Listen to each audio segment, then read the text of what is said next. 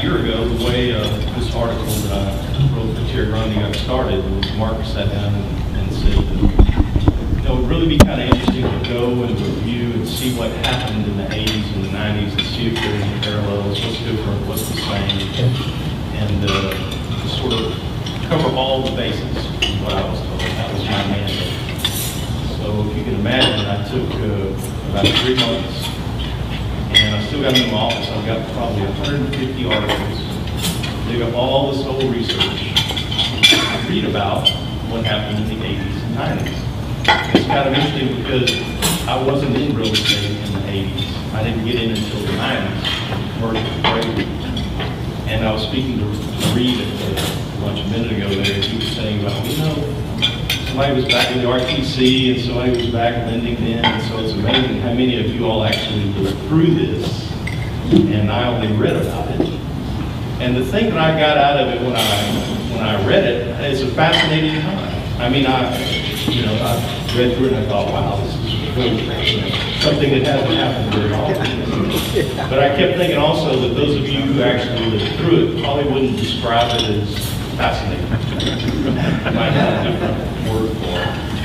So I'm not the expert in this, you are, and I'd be happy to hear, get your critique of what I read and what they determined after the fact.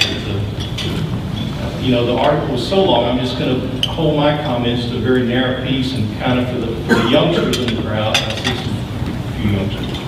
I'm going to go through the S&L crisis and sort of how that played out, draw a few conclusions in the end, see what's different, what's the same, and then get to the panel discussion. Start with the early 70s. Talking about S&Ls, their mandate from the beginning, I guess, back in the building and loan days, was to promote housing. And so the way they did that was pretty simplistic. They charged short from their depositors, lent loans to people who were buying a home, lived on the margin. And the rule of thumb, I read somewhere there was a rule of thumb back then, it was called 4-6-4. You pay your depositor 4%, you got 6% from your loans, and you're on the golf course by 4 o'clock. So the early 70s were evidently a good time to be in the S&L business. But then when you got to the late 70s, things sort of turned bad. And due to the oil shocks, inflation went from 4% to 14%. And then you had another factor come into the market that hadn't been there before, the money market mutual funds. So when they came along, you had the opportunity, if you were a depositor in S&L, to get into something that wasn't paying 6 or 7% interest. So what you saw was all of a sudden depositors started going into these money market accounts that could pay 12, 14%. So you saw a draining of S&L depositors. Got to the early 80s, Ronald Reagan got swept in, all Republicans liked deregulation, and Democrats liked providing housing for people, so they decided to pass something called, I believe it was DDMAC, correct me if I'm wrong. And what it did was start to phase out these fixed rates that S&Ls had to pay their depositors. And it increased deposit insurance from $40,000 to $100,000. And then it also gave them more flexibility as to what they could loan. They didn't have to just stay with home mortgages after that. The effect was to pull some of the deposits back because they were insured. And so somebody that was in a money market mutual fund that had no insurance, if it went bust for some reason, some of the depositors thought, well, I'll get into something that's at least got insurance. But when they did that, the government discovered 3 problems.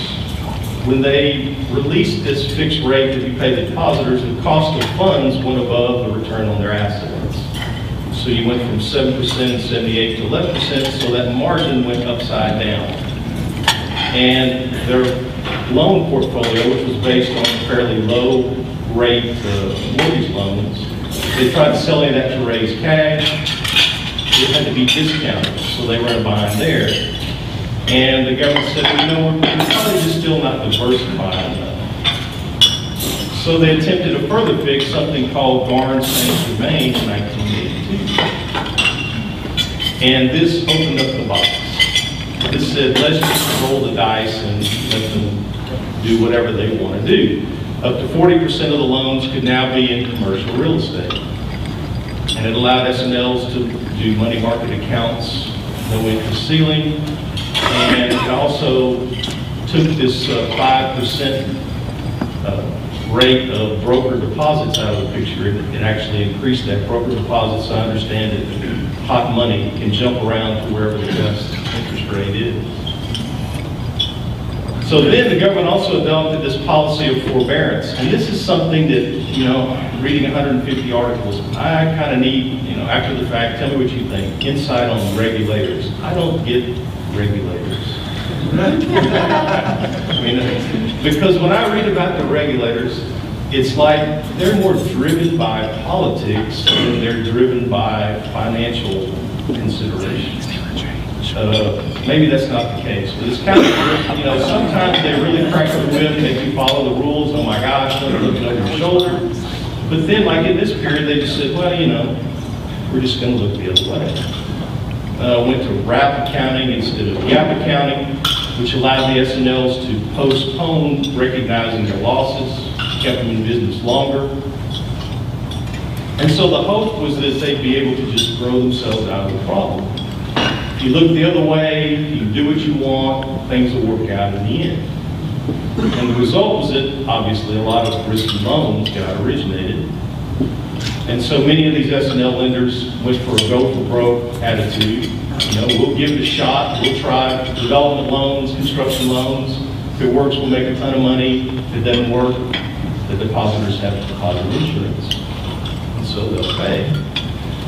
But they were out of their element. The thing is, if you'd for decades only done home mortgages, and then all of a sudden you're doing multi-million-dollar development deals, it's a new area for them. It's just something that they weren't experienced in.